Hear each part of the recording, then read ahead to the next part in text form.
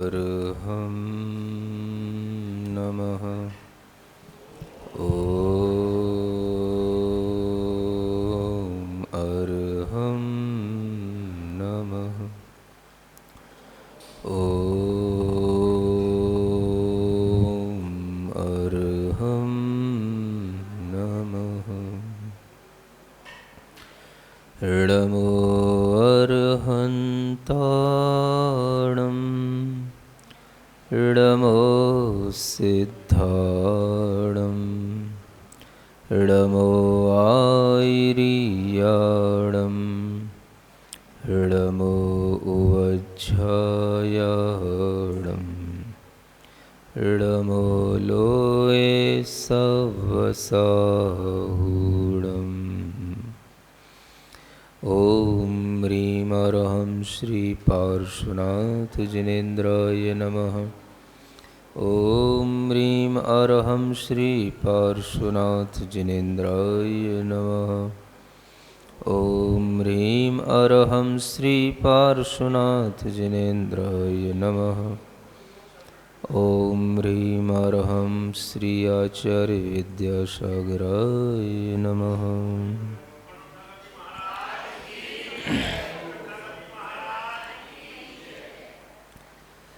पार्श्व पुराण की इस कथा में भगवान पार्श्वनाथ के भवों का वर्णन चल रहा है। वज्रनाभि चक्रवर्ती की वह घटना बताई जा रही थी जब चक्रवर्ती ने भी अपने मन में वैराग्य का भाव धारण करने का विचार किया। संसार, शरीर और भोगों से जब उसने अपने मन में जैसा उपदेश दिया गया था उसी अनुसार विचार किया तो वह किस तरह से संसार, शरीर, भोगों के स्वरूप का विचार करता है, यह इस वैराग्य भावना में आपको बताया जा रहा है।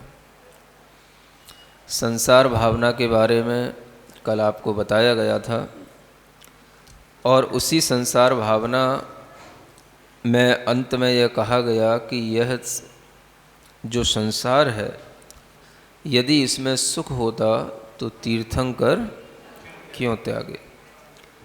काहे को शिव साधन करते, संयम सो अनुराग। यह अपने आप में इतनी बड़ी चीज़ है कि हमें 100 बातों की जैसे एक बात होती है, ऐसे ही हमें हमेशा इस विषय में चिंतन करना चाहिए। 100 बात की एक बात, बहुत समझाने से क्या ज़रूरत है। यदि संसार में सुख होता तो तीर्थंकर क्यों त्यागते। अगर हम तीर्थंकरों को जानते हैं तो हमें इतना भी विचार में आएगा तो वह भी हमारे लिए सोच के लिए पर्याप्त होगा कि हम सही सोचें, सही तरह की वस्तु स्वरूप का विचार करें। उसी में आगे जो संसार के बारे में बताया उसी तरीके से शरीर के स्वरूप का भी विचार और भोगों के स्वरूप का भी विचार वह चक्रवर्ती करता है कि आखिर इस शरीर की और शरीर से भोगे जाने वाले भोगों की वास्तविकता क्या है। तो यहाँ वही विचार आगे बढ़ रहा है वैराग्य भावना के माध्यम से। देह अपावन अथिर घिनावन, या में सार न कोई। सागर के जल सो शुचि कीजे, तो भी शुचि नहीं होई। सात को धात मई मल मूरत, चाम लपेटी सोहे। अंतर देखत या सम जग में, और अपावन को है। नवमल द्वार स्रवेन शिवासर, नाम लिए घिन आवे। व्याधि उपाधि अनेक, जहाँ तहाँ कौन सुधि सुख पावे। पोखत तो दुख दोख करे, अब सोखत सुख उपजावे। दुर्जन देह स्वभाव बराबर, मूरख प्रीति बढ़ावे। राचन जोग स्वरूप नया को विरचन जोग सही है। यह तन पाय महातप की जय, या में सार यही है। इतना पहले यह शरीर भावना यहाँ तक पूरी हो जाती है ना। थोड़ा सा इसको सुनते हैं कि क्या भाव है इसमें। शरीर की वास्तविकता तो आप जानते ही हैं, बताने की ज़रूरत नहीं है, सबने बायोलॉजी पढ़ रखी है। फिर भी बड़े बड़े डॉक्टरों को भी ये समझ नहीं आता है। बड़े बड़े ऑपरेशन करने वाले, समझ आ रहा है, पैथोलॉजी के टेस्ट करने वाले और बड़े बड़े पोस्टमार्टम करने वाले भी शरीर को सब तरीके से देखते हैं, जानते हैं, लेकिन किसी भी डॉक्टर को आज तक वैराग्य पैदा नहीं हुआ। समझ में आ रहा है? हाँ, क्यों? क्योंकि उन्होंने उसको बस एक विज्ञान की तरह ही जाना है। भीतर जो मोह के कारण से उसमें आत्मीयता होती है और उस का जो हम उल्टा स्वरूप अपने लिए समझते हैं, वो उनके ज्ञान में नहीं आता। मोह का यही परिणाम है, जो जैसा नहीं है वो वैसा दिखने में आए। समझ आ रहा है? जो हम अपनी दृष्टि से देखते हैं वो तो मोह की दृष्टि से देखते हैं, लेकिन अगर हम जिनवाणी की दृष्टि से देखेंगे तो वो मोह से रहित दृष्टि से देखने में आएगा। तो कोई भी डॉक्टर को मोह से रहित दृष्टि आती नहीं है। आप सोचो, विचार करो, कितने ही डॉक्टर रोजाना कितने पोस्टमार्टम करते हैं, कितने ऑपरेशन करते हैं, कितनी नसें यहाँ की वहाँ करते हैं, सब देखते हैं पेट के अंदर क्या है, हार्ट में क्या है। समझ आ रहा है? लेकिन आज तक किसी डॉक्टर को शरीर से ग्लानि पैदा नहीं हुई। ऑपरेशन थिएटर से बाहर निकलेगा, अगर उसे अपनी पत्नी की याद आएगी या अपने किसी भी फ्रेंड की याद आएगी, और वो उसके साथ वैसे ही एंजॉय करेगा जैसे पहले करता था। समझ आ रहा है? क्योंकि जो मोह की दृष्टि है वो तो पड़ी हुई है। हम बाहर कुछ भी सीख लें, कुछ भी जान लें, उससे मोह कम नहीं होता। मोह कम होता है जब हम ये समझने लग जाएं कि हम जो देख रहे हैं वो उल्टा देख रहे हैं, हम जो जान रहे हैं वो हम उल्टा जान रहे हैं। और जब हम मोह के बिना जानेंगे तो वो हमारे लिए सही जानने में आएगा। तो मोह के बिना जो दृष्टि है वो उन्हीं की होती है जो मोह से रहित हो गए हैं।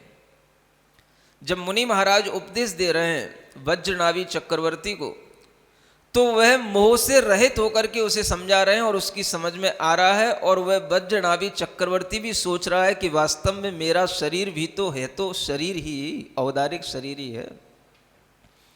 ये ठीक है कि थोड़ी सी हमको पुण्य के कारण से ज्यादा फैसिलिटी मिली है, समझ आ रहा है?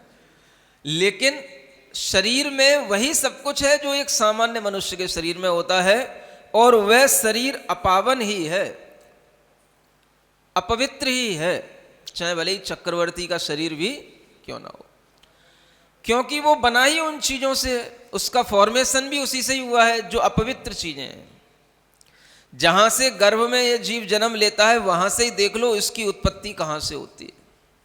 समझ आ रहा है? मात पिता रज वीरज मिलकर बनी देह तेरी, बस यहां से उसका फॉर्मेशन शुरू होता है। तो जो अपवित्र चीजें हैं उन्हीं से ये शरीर बना है। कोई भी डॉक्टर इस तरीके की मतलब फिलॉसफी बताएगा नहीं। समझ आ रहा है? वो जानेगा सब लेकिन बताएगा नहीं, और बताएगा भी तो भी उसके अंदर कोई मोह कम हो जाए, ये तो सवाल ही नहीं उठता। समझ आ रहा है? ये सोचने की बात है कि जो इतना अच्छा शरीर चक्रवर्ती का सुगंधित शरीर होता है, और जैसे तीर्थंकरों के लिए बताया जाता है कि उनके शरीर में आहार तो होता है, निहार नहीं होता है, ऐसे चक्रवर्तियों के लिए भी होता है। समझ आ रहा है? मलमूत्र की बाधा नहीं होती उनको, और इतना उनके शरीर में खिलाने के लिए उन्हें इतनी पौष्टिक चीजें दी जाती हैं कि बहुत सा तो चक्रवर्ती का वर्णन यहाँ छूट गया जो दूसरी जगह लिखा हुआ मिलता है। समझ आ रहा है? मतलब बताया जाता है कि जैसे कोई रसोइया है, तो वो रसोइया जो लड्डू बनाता है चक्रवर्ती के लिए, वो उस खोए का बनता है जो खोआ पहले 10,000 गांवों से पहले उसका दूध निकाला गया हो, फिर उस दूध को भी दूसरी गायों को पिलाया गया हो, समझ आ रहा है, फिर उससे भी दूध निकाला, वो दूसरी गायों को पिलाया गया हो, फिर उससे भी दूध निकाला, वो दूध मतलब और ज्यादा पौष्टिक कर कर के अलग अलग गायों को खिलाया जाता है, और वो पौष्टिक दूध का बना हुआ खोआ लास्ट में जाकर के उस चक्रवर्ती के लिए, लड्डू के लिए बनता है। वो चक्रवर्ती ही खा पाता है, उसी को वो ही पचा पाता, दूसरे नहीं पचा पाते।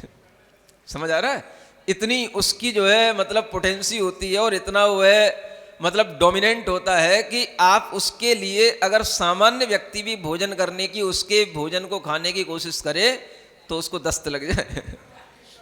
समझ आ रहा है ऐसा।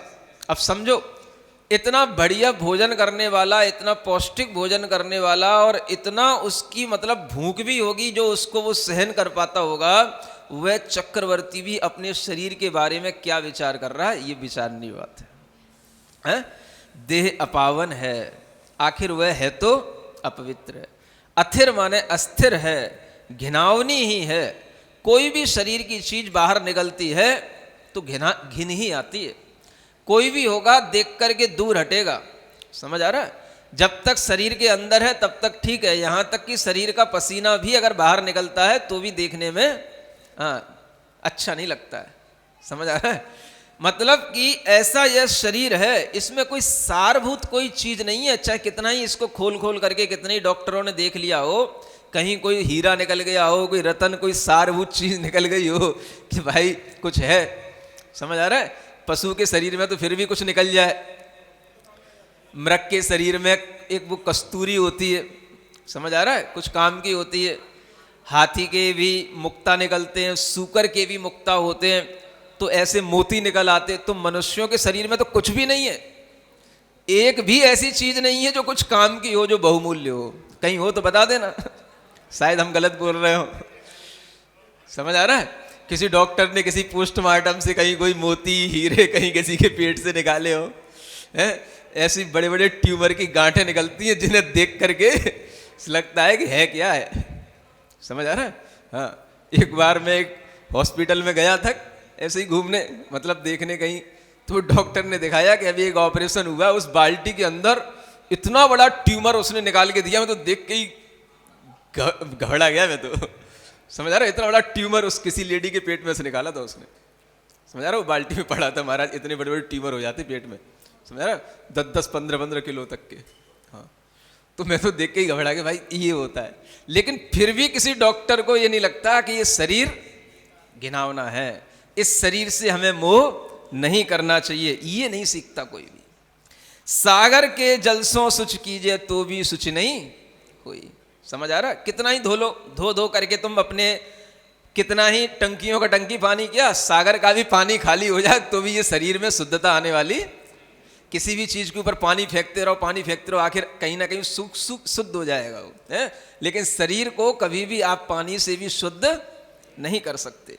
7 कुधातमयी, 7 धातुएं इसमें कुधातु कहलाती हैं, जो ये रक्त, मांस, मज्जा है ना, ये सब आदि 7 धातुएं हैं। इन सब 7 धातुओं से बनी हुई है ना मैल की, मल की ये मूर्ति है, चर्म बस लपेटी हुई है, इसलिए शोभा को प्राप्त है। चर्म बस एक चाम है, माखी के पंखन के माफिक बराबर। एक इन्हीं शायद भूतरदास जी ने कहीं पंक्ति में लिखा है कि माखी के पाखन के माफिक अगर ये चाम हमारे शरीर पे ना हो तो तुम जी ना सको। इतनी मक्खियां बैठे और इतने तुम्हें लौंच ले जाएं कबूतर और बाज कि जी ना सको। समझ आ रहा है, इस चर्म बस इतनी सी लपटी हुई है। ये चर्म इसकी पतली कितनी है, जैसे मक्खी के पंख होते हैं ना, मक्खी जो उसके पंख उतने बराबर पतली बस ये चर्म है, जिससे सब कुछ भीतर दबा ढका रखा है बस। समझ आ रहा है। अब आप सोचो अगर इसकी चर्म हट जाए तो फिर कैसा लगता है। कभी आदमी की खाल जल जाए, कभी आदमी के मुंह पे कहीं पानी गिर जाए, कुछ हो जाता है, कभी जल जाते तो आप देखो कैसा आदमी हो जाता है, देखने तक की घबराहट हो जाती, देखने तक को नहीं बनता है। समझ आ रहा है, कहीं शरीर के किसी हिस्से पे कहीं कोई जल जाए, पैर में, हाथ में, फिर देखो खुद को ही देखने में कैसा भयानक सा लगता है? बस चर्म से ये शोभा को प्राप्त है, चर्म ही तो हम देखते हैं हाँ, गोरी चरम है, सुंदर लग रहा है, समझ आ रहा है, थोड़ी सी सांवली है, ये सांवला है, काली है, काला है, बस चरम देख करके बस खुश होते हैं बस। और क्या है, भीतर तो सब बराबर है, सब कुछ, समझ आ रहा है। केवल बस हमारी दृष्टि कहां पर रहती है, चर्म पर, चर्म, समझ आ रहा है। एक और बात बता दूं, बुरा तो नहीं मानोगे चर्म पर जिनकी दृष्टि रहती है उन्हीं को चमार कहा जाता है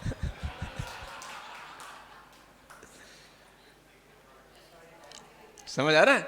हाँ, आप देख लो उनके और काम क्या होते हैं, बस अगर हम अपनी दृष्टि को मोह से रहित करेंगे तो हम ये सोचेंगे ये चर्म का ही वस्तु मोह है, बाकी तो सब क्या, भीतर तो कुछ है ही नहीं ऐसा कुछ जो देखने लायक हो कि हाथ लगाने लायक हो, समझ आ रहा है। ये चर्म के मोह के कारण से ये हमें शरीर शोभा को प्राप्त दिखता है। अंतर देखत यासम जग में और अपावन को, भीतर देखोगे तो इस शरीर में सारी की सारी चीजें अपवित्र हैं, समझ आ रहा है। मांस है, हड्डियां हैं, रक्त है, कोई भी ऐसी चीज अगर कहीं बाहर निकल आती है या वो हमें कहीं ये चीजें छूने में आ जाती हैं तो समझ लेना वो इतनी अपवित्र है कि मुनि महाराज को भी अगर कहीं वो चीज बाहर दिखाई दे जाती है आहार पे जाते समय या आहार करते समय तो उसको अंतराय कर देते हैं, इतनी अपवित्रता है उसकी, समझ आ रहा है। जैसे कई लोग पूछते हैं कि महाराज हमारे शरीर में घाव हो गया, हम आहार दे सकते कि नहीं। अगर आपके शरीर में घाव दिख रहा है, प्यूब निकलती है या रक्त बहता है तो ऐसी स्थिति में आप कभी भी आहार नहीं दे सकते हो, वो अशुद्ध माना जाता है, समझ आ रहा। सूख गया हो तो बात अलग है। तो कभी भी ऐसी अशुद्ध स्थिति में आहार दिया भी नहीं जाता और देना भी नहीं चाहिए, इसको काय की शुद्धि होती ही नहीं है, समझ आ रहा। तो इस तरह की जो हमारे काय में अशुद्धियां होती हैं ये अगर हम विचार करें तो हमें पता पड़ेगा कि इससे अपावन कोई भी चीज दुनिया में नहीं है। नव मल द्वार श्रवण निशिवासर, समझ आ रहा है। 2 आंख, 2 कान है, 2 नाक, सब कुछ है, मुंह और जो मलमूत्र के स्थान, ये 9 द्वार कहलाते हैं जिनसे हमेशा ही मैल ही बाहर निकलता है और जिनका नाम लेने पर भी अच्छा नहीं लगता है, समझ आ रहा है। नाम लिए घिनावे क्या सुन रहे हो। ऐसी इस शरीर में अनेक तो व्याधियां हैं और अनेक इसमें उपाधियां का मतलब होता है अनेक तरह की मानसिक चिंताएं हैं ऐसे इस शरीर के अंदर, और उसके कारण से इस शरीर में और इस शरीर को धारण करने वाले उस जीव में कभी भी सुख की प्राप्ति नहीं होती। ऐसे इस शरीर को अगर हम वास्तविकता के साथ देखें तो कौन सुधी सुख पावे, कौन बुद्धिमान होगा जो इस शरीर से सुख पाने की इच्छा करे। शरीर से क्या सुख मिलेगा, हा? फिर आगे कहते हैं कि पोखत तो दुख दोख करे, जितना ज्यादा तुम इसको पुष्ट करोगे ना, पोखत का मतलब हाँ ज्यादा पोषण करना है, जितना ज्यादा इसको मालपुआ हलवा जितना ज्यादा खिला खिला करके पुष्ट करोगे ना, ये उतना ही ज्यादा डील डॉल होता जाएगा और उतना ही ज्यादा बीमारी का कारण बनेगा। हाँ, समझ आ रहा है। जितना इसको पुष्ट करोगे उतना दुख देने वाला होगा, थोड़ा अगर सुखा के रखोगे तो सुख उपजाएगा। ये मत कहो महाराज, सुखाने की बात मत कहो, हैं? लिखा सर देख लो, अपनी मोह की दृष्टि के कारण से हमें ऐसा लगता है कि पोषण होने में तो सुख है और शोषण होने में दुख है ना। जबकि आप देखोगे आप सुखी तभी रहोगे जब आपका शरीर, समझ आ रहा है, ज्यादा जो है फूला हुआ मोटा ताजा ना हो, आपके कंट्रोल में हो, और आप अगर उस शरीर को हल्का बना करके रखोगे तो सुखी रहोगे। ज्यादा भारी हो जाएगा तो आपके लिए दुखदायी हो जाएगा, है ना। घुटने के रोग ये उसी कारण से होते हैं, कमर के रोग जब शरीर ज्यादा पुष्ट हो जाता है, हा? तो ये हल्का बना के रखो, हल्का रहेगा तो ये मेहनत भी करेगा, हल्का रहेगा तो ये काफी काम कर सकेगा, लंबे समय तक चल सकेगा, हल्का रहेगा तो इसकी उम्र भी अधिक रहेगी। और ज्यादा चर्बी ज्यादा चढ़ गई तो वो चर्बी जो है वो हार्ट भी अभी चढ़ जाती है, समझ आ रहा है। तो फिर जो है वो सब चीजें रुकने लग जाती हैं, फिर गति कम हो जाती है, आयु भी कम हो जाती है, समझ आ रहा है। तो इसको थोड़ा सा सुखा के रखो। कैसे सुखाएं महाराज, धूप में पड़े रहो, सूख जाएगा। थोड़ा सा अगर ऐसे ना सूखे, महाराज धूप में तो काले पड़ जाएंगे, तो फिर ऐसा करो, कभी कभी अष्टमी चतुर्दशी को थोड़ा सा इसको एकासन करने की आदत डालो, उपवास करने की आदत डालो। उस दिन इसको हलवा पूड़ी, है ना, मिष्ठान मत खिलाओ, ऐसा ही नियम ले लो तो भी चलेगा। हफ्ता में 1 दिन, 15 दिन में 2 बार, इतना तो कम से कम करना ही चाहिए। तभी तो कहा गया है कि श्रावक भी दान, शील, उपवास, पूजा, इन 4 गुणों के माध्यम से ही श्रावक अपने धर्म का निर्वाह कर पाता है। समझ आ रहा? दान, पूजा, शील और उपवास, ये 4 चीजें बताई हैं श्रावक के लिए। समझ आ रहा है? तो उसमें उपवास भी है, जिसके माध्यम से आपका शरीर भी सही रहेगा और कर्म की निर्जरा भी होगी, धर्म की भावना भी आपके अंदर बनी रहेगी। तो कहते हैं कि इस देह का स्वभाव तो दुर्जन के बराबर है, जैसे दुष्ट व्यक्ति होता है। अभी पहले बताया था ना कमठ के लिए, तो दुष्ट व्यक्ति के लिए जितनी तुम प्रशंसा करोगे, जितना उसकी तुम ध्यान रखोगे, जितना उसको पुष्ट करोगे, वो उतना ही ज्यादा तुम्हारे लिए खतरनाक सिद्ध होगा। दुर्जन देह स्वभाव बराबर। दुर्जन का स्वभाव कैसा होता है? अगर दुर्जन की ज्यादा आव भगत करोगे, दुष्ट व्यक्ति को ज्यादा, समझ आ रहा है, उसका मतलब आदर करोगे, दुष्ट व्यक्ति को ज्यादा अपने मतलब बातचीत में लोगे या ज्यादा उससे संबंध बना के रखोगे, तो वो तुमको ज्यादा परेशान करेगा। ये दुष्ट का स्वभाव होता है। हाँ, जैसे कमठ के लिए मरुभूति गया उससे क्षमा मांगने के लिए, समझ आ रहा, उसने उसके ऊपर पत्थर पटक दिया। हाँ, उसे क्षमा मां से कोई मतलब नहीं होता है। गुस्सा माने उसके अंदर गुस्सा ही होगा, उल्टा सोचना माने उल्टा ही सोचेगा वो। समझ आ रहा है? जैसे शरीर में कफ बनता है ना, और कफ बनने वाले उस शरीर में अगर आप जो है उसको ज्यादा मीठा खिलाओगे तो कफ और बनेगा। समझ आ रहा? बताया था ना, दुर्जन और श्लेष्मा इन दोनों के स्वभाव बराबर हैं। तो ऐसे ही दुर्जन के भी, श्लेष्मा के भी और देह के भी, तीनों के स्वभाव बराबर हैं। इसको हम जितना ज्यादा ध्यान में रखेंगे, जितना ज्यादा हम इसको पुष्ट करेंगे, जितना ज्यादा हम इसकी, है ना, रखवाली करेंगे, उतना ही ये हमारे लिए धोखा देगा, उतना ही ये हमारे लिए कष्ट देगा। इसलिए कहा जाता है जब तक शरीर स्वस्थ है, इंद्रियां अच्छी हैं, जब तक आपका शरीर आपके कंट्रोल में है, सही चल रहा है, तब तक इससे कुछ व्रत, नियम, संयम का पालन कर लो। यही इसके लिए काम की चीज है, बाकी फिर कुछ काम आने वाला नहीं है ना। मूर्ख प्रीत बढ़ावे। अब देखो क्या कहा जा रहा है? शरीर से प्रीति बढ़ाने वाला व्यक्ति कौन होता है? आप ही बोल लो, अपने मुंह से मैं क्यों बोलूं? राचन जोग स्वरूप न याको विरचन जोग सही है ना। राचन माने कहते हैं ज्यादा इससे स्नेह करना, प्रेम करना, इसी में रचे पचे रहना, ये इसका स्वरूप नहीं है, ये अच्छा नहीं है इसके लिए, है ना। विरचन योग सही है, इससे विरक्ति रखो। जितनी इससे आप विरक्ति रखोगे इतना ये आपके काम में आएगा। समझ आ रहा है? विरक्ति का भाव लाने के लिए आप बार बार इसमें कायोत्सर्ग करके इससे विरक्ति का भाव लाया करो। समझ आ रहा है? कभी कभी कम से कम 9 बार भी नमोकार मंत्र को जो आप पढ़ते हो श्वासोच्छ्वास के साथ पढ़ा करो, और शरीर से ममत्व का त्याग करके, चाहे बैठ के चाहे खड़े होके, कि मैं 9 बार जब तक नमोकार मंत्र पढ़ रहा हूं तब तक मेरा शरीर से ममत्व का त्याग। इतना तो कर सकते हो, वो तो कहीं छूट के नहीं चला जाएगा। भाव तो करो पहले इतना है। 9 बार नमोकार मंत्र आपको 27 श्वासोच्छ्वास में आएगा, और उसमें आपको लगभग कुछ नहीं 1 मिनट लगेगी। वो आपको बहुत भारी सी लगेगी, लेकिन आप उसको भी महसूस करना। 2 मिनट 2-2.5 मिनट लगते हैं। समझ आ रहा है? हाँ, 1 से 2 मिनट ज्यादा। तो बस, तो आप अपने लिए देखो कि हम शांति से 1 बार भी नमोकार मंत्र को अगर हम श्वासोच्छ्वास के साथ पढ़ें तो भी हमारे अंदर धीरे धीरे अभ्यास आएगा काय से ममत्व का त्याग करने का, है ना।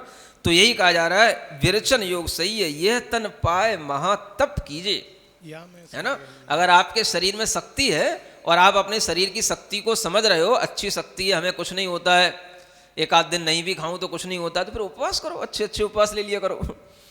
समझ आ रहा है? और शक्ति को बढ़ाया भी जाता है। तब करोगे तो कर्म की निर्जरा होगी, कर्म की निर्जरा होगी तो आत्मा शुद्ध होगी, आत्मा पवित्र होगी। इस अपवित्र शरीर से हम अपनी आत्मा को पवित्र कर सकते हैं। ये शरीर का बस इतना अच्छा काम है। इस शरीर का एक ही फायदा है, वो फायदा दुनिया में देवों को भी नहीं है, नारकी में भी नहीं, पशुओं को भी नहीं। वो मनुष्यों के शरीर के लिए एक फायदा यह है कि अगर मनुष्य इस शरीर से संयम धारण करे तो ये मनुष्य बहुत बड़े बड़े कर्मों की निर्जरा कर लेता है। संयम, तप, नियम, इससे इस शरीर को ढाले तो ये मनुष्य इस शरीर का सही लाभ ले सकेगा। यह तन पाए महातप कीजे या में सार, बस सारभूत चीज इसमें यही है।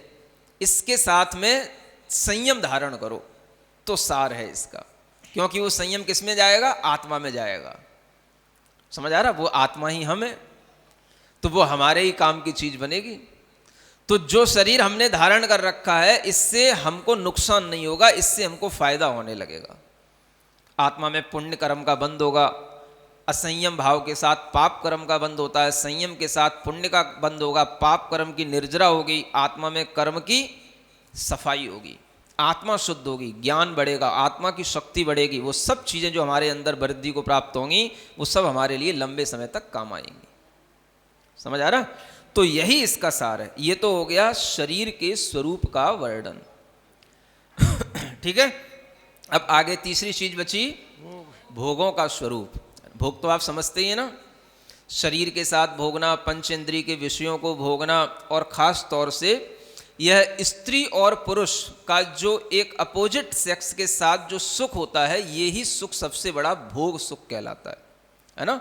तो उस सुख के बारे में भी यहाँ पर बताया जा रहा है। भोग बुरी भव रोग बढ़ावे, बैरी हैं जग जी के, बेरस होए विपाक समय अति सेवत लागेनी के, वज्र अग्नि विष से विषधर से ये अधिके दुखदाई, धर्म रतन के चोर चपल अति दुर्गति पंथ सहाई, मोह उदय यह जीव अज्ञानी, भोग भले कर जाने, ज्यों कोई जन खाए धतूरा सो सब कंचन माने, ज्यों ज्यों भोग संजोग मनोहर मन वांछित जन पावे, तृष्णा नागिन त्यों त्यों डंक लहर जहर की आवे, मैं चक्री पद पाए निरंतर भोगे भोग घनेरे, तो भी तनक भय नहीं पूरन भोग मनोरथ मेरे। यह भोगों का स्वरूप है ना। भोग बुरे भव रोग बढ़ावे, है ना। इससे संसार का रोग बढ़ता ही रहता है। जितना ज़्यादा हम भोगों की इच्छा करेंगे उतना ही हमारा संसार बढ़ता चला जाएगा। हम संसार को घटाना चाहते हैं तो हमें भोग रुचि कम कर लेनी चाहिए, है ना। भोग रुचि समझ रहे हैं ना। हाँ, शरीर के सुख से जो हम भोग रुचि लेते हैं ये हमें कम कर लेनी चाहिए। अगर हम संसार में रुचि अपनी कम करेंगे तो हमारा संसार अपना आप कम होएगा। संसार बाहर नहीं होता, संसार हमारे भीतर होता है। तो जो हमारे अंदर भोगों की एक इच्छा पड़ी हुई है वो हमारा अनादिकालीन एक संस्कार है, और वह संस्कार हमने कभी भी तोड़ा नहीं, क्योंकि हमें कभी इस तरह का ज्ञान मिला नहीं। तो मनुष्य जन्म में ही वह संस्कार प्राप्त करके आदमी अपने इस भोगों के असंयम से अपने को संयम की राह पर ला करके इस संस्कार को कम करता है। तो वही कहा जा रहा है कि ये हमारे लिए देखा जाए तो बैरी हैं। ये भोग हमारे लिए क्या है? बैरी है। क्योंकि बैरी जिस तरह से हमको दुख देता है, कष्ट देता है, बार बार पीड़ा देता है, वैसे ये भोगों की इच्छा हमारे लिए बार बार दुख देती है। ये भोगों की इच्छा से ही दुख होता है। अगर पूर्ति हो गई तो थोड़ा तत्काल सुख तो मिल जाता है, लेकिन जिसकी पूर्ति नहीं होती तो वो कितना दुखी होता है, आप देखो। समझ आ रहा है?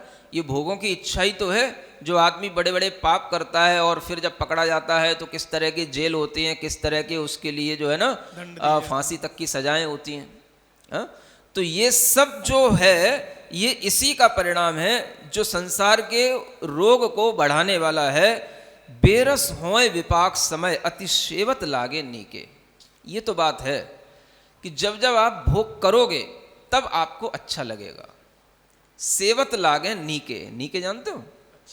हाँ, नीके यूपी में नहीं बोलते, इधर उधर बोलते हैं। पंडित जी की भाषा भी हमारी वाली भाषा है, हम जानते हैं इनकी भाषा को। नीके, नीके। हाँ, नीको लग रहा है, हाँ बड़ो लड़का भी अगर अच्छो लगे तो बड़ो नीको है। हाँ, लड़ो नीको लड़का है, बढ़िया है, अच्छा है, तो नीको माने हाँ अच्छो। तो सेवत लागे नीके, सेवन करते समय पर तो ये नीके लगते हैं, अच्छे लगते हैं। कोई भी भोग तरीके के हो, कोई भी तरीके के भोग हो। 5 इंद्रियों के भोग हैं, 5 इंद्रियां तो सब जानते ही हैं। अब 5 इंद्रियों के भोग जिस समय सेवन करोगे अच्छा लगेगा, लेकिन ये विपाक जब इनका फल मिलता है तब ये बड़ा कष्ट देते हैं, बेरस हो जाते हैं। समझ आ रहा? अब ज़्यादा क्या, उदाहरण के लिए मान लो आपको कोई खाने की, कोई मिष्ठान खाने की इच्छा होती है या आप मिष्ठान खा लेते हो, सेवन करते समय तो मिष्ठान बहुत अच्छा लग रहा है, खा लो रसगुल्ला। समझ आ रहा है? अब सामने है बफे सिस्टम या घर में बने हुए बिल्कुल गरम गरम बढ़िया। समझ आ रहा है? तो अब एक से भी इच्छा नहीं बनी, दूसरा भी ले लिया, दूसरे से भी इच्छा नहीं बनी, तीसरा भी ले लिया। समझ आ रहा है? और अब इच्छा तो फिर भी नहीं बढ़ रही, तो और एक ले लिया, तो आपने दबा लिए 10। अब दबा तो लिया, अब वो पेट में कब तक दबेंगे? समझ आ रहा है? अब आप देखो शाम तक क्या होगा, दूसरे दिन क्या होगा।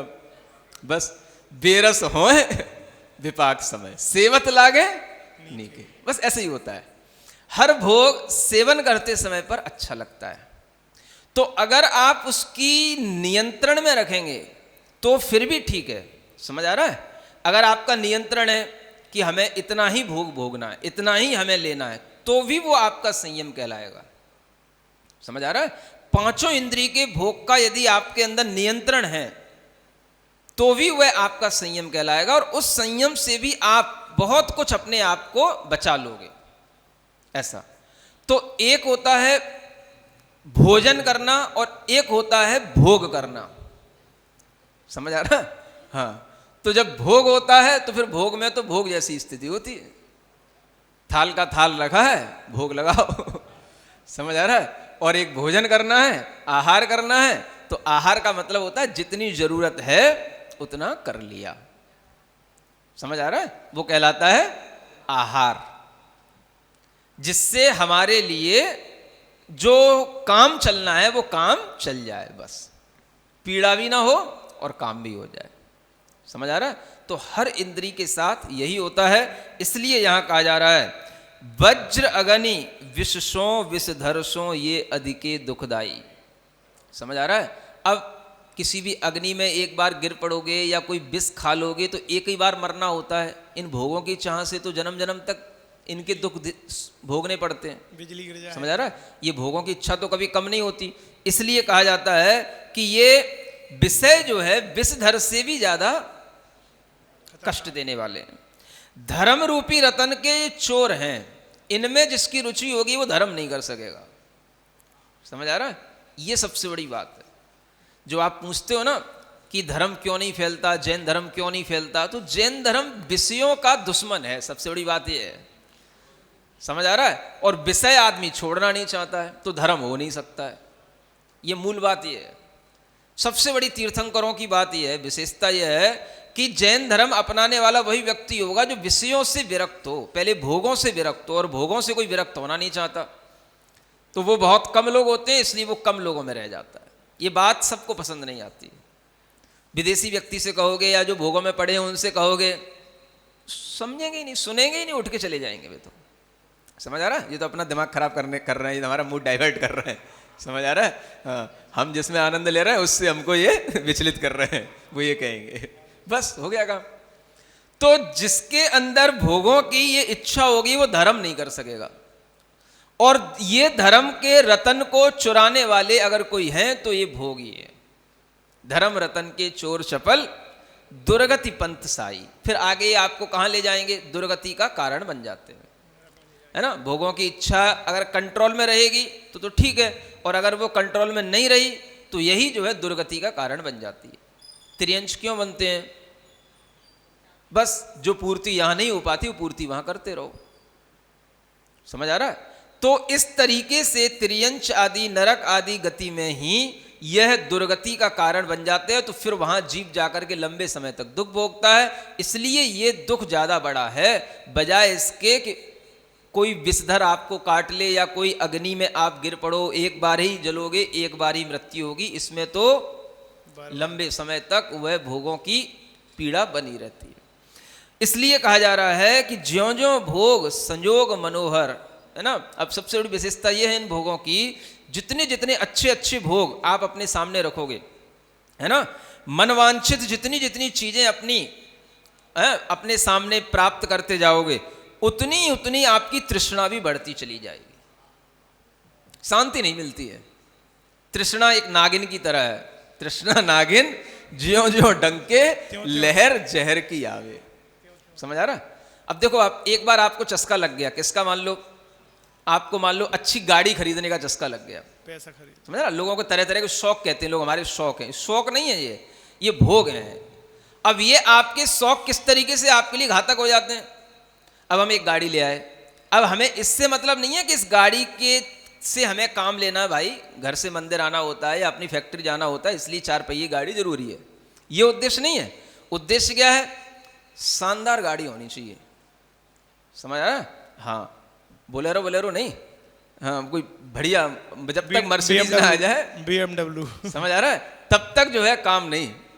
तो जब ये भोगों की इच्छा हो गई तो क्या हो गया? अब ये कहलाती भोगों की इच्छा, है ना।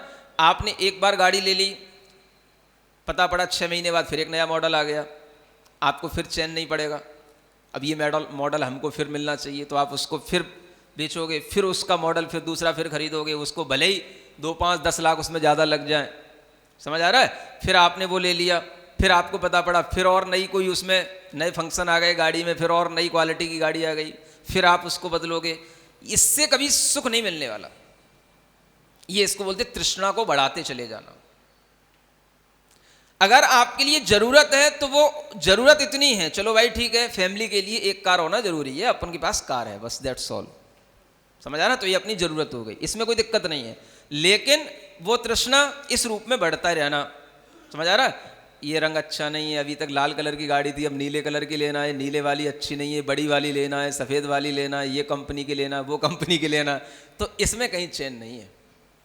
तृष्णा नागिन ज्यों ज्यों डंके, बस जैसे जैसे लहर आई, और जब जब ले लोगे ना तब ऐसी लहर आएगी, हाँ अब कुछ हो गया, हो क्या गया, हाइट बढ़ गई क्या, क्या हो गया, समझ आ रहा है? ऐसा लगता है ऐसे अब कुछ हो गया, अब बहुत अच्छा हो गया, अब बहुत सेटिस्फेक्शन हो गया, समझ आ रहा है? जैसा लगता है बहुत वजन बढ़ गया, बहुत हाइट बढ़ गई हो। आदमी उतना का उतना ही रहता है, क्या बढ़ जाता है? तो बस वो लहर आती है एक भीतर, है ना। जहर की भी लहर अलग टाइप की होती है, समझ आ रहा है? जहर का भी मजा अलग होता है। अब कैसे पता पड़ेगा आपको, बताऊं? नशा आता है, बताऊं? हाँ, जहर का एक अलग तरीके की लहर, अलग तरीके की झंझनाहट आती है, एक अलग तरीके की लहर आती है। अगर आपको कोई बिच्छू काटे ना, तब आप देखना, आप कटवा के देखना, बिच्छू से मजा आ जाता है, मरोगे तो नहीं, हाँ कटवा के देख लेना, आपको अलग तरीके की लहर आएगी, तब आपको पता पड़ेगा जहर की लहर कैसी होती है। हाँ, समझ आ रहा है? तो कई बार ऐसी भी लहर आती है, और कोई भी चीजें जो अपना नाश करने वाली है उनमें भी एक लहर आती है, समझ आ रहा? अब जैसे मदरा पीने वाले, तो मदरा पीने वालों को मदरा पीने के बाद लहर आती है, अब वो लहर वही जानता है कैसी आती है, समझ आ रहा? तो ऐसे ही जिसकी तृष्णाएं जैसी जैसी बढ़ती चली जाती है, उसको भीतर एक लहर आती है, लेकिन वो लहर उसकी स्वाभाविक नहीं है। चाय पीने वाले को, समझ आ रहा है? वो लहर उसकी सही नहीं है, स्वाभाविक नहीं है। वो लहर कैसी होती है उसकी? वो उसका एक भ्रम होता है, और उससे उसको सुख मिल रहा है। ये उसकी इतनी बड़ी गलती ये होती है कि सुख तो थोड़ी ऐसी चीज है जो थोड़ी स्टेबल रहे।